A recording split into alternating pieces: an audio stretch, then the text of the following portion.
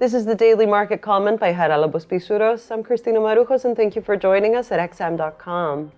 The dollar traded mixed against the other major currencies on Tuesday, but today it is outperforming all of them as yesterday's US CPI data allowed investors to maintain the view that interest rates in the United States may need to rise higher than anticipated. The report revealed that both the headline and core year-over-year CPI rates further slowed in January, but by less than anticipated, while on a monthly basis, consumer prices accelerated to 0.5% from 0.1%, mostly due to higher rental and food costs. This suggests that inflation is stickier than previously thought and adds further credence to the view of more rate hikes by the Fed.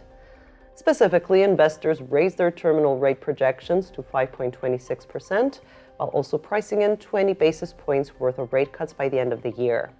The latest shift in market expectations regarding the Fed's course of action could allow the dollar to gain for a while longer, especially if U.S. retail sales and industrial production for January come out strong today. However, it is still premature to call for a full-scale bullish reversal. What could also make a dollar comeback difficult may be a potentially strong euro.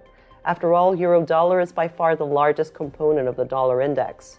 Yesterday, another report showed that Eurozone employment surged more than expected in the last 3 months of 2022 to a new record high, pointing to even more acceleration in underlying price pressures in the months to come and thereby more hikes by the European Central Bank.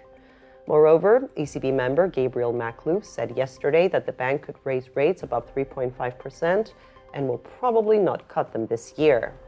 Today is the turn of ECB President Lagarde to step onto the rostrum. Should she corroborate the view that interest rates could be raised above 3.5%, investors could add more basis points to their hike expectations and thereby lift the euro.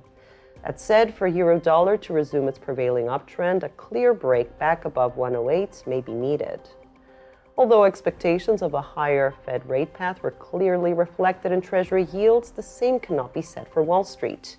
Yes, the Dow Jones slid and the S&P 500 finished the session virtually unchanged, but strangely, the more rate-sensitive Nasdaq gained 0.57%. From a technical standpoint, though, both the S&P 500 and Nasdaq are struggling to break above their key resistance areas, which means there is a group of investors who may be worried that interest rates could hurt firms' profitability and valuations. With interest rates now expected to finish the year above 5%, it is hard to envision equity indices heading towards their record highs. This was today's Daily Market Comment. Thank you for watching at xm.com.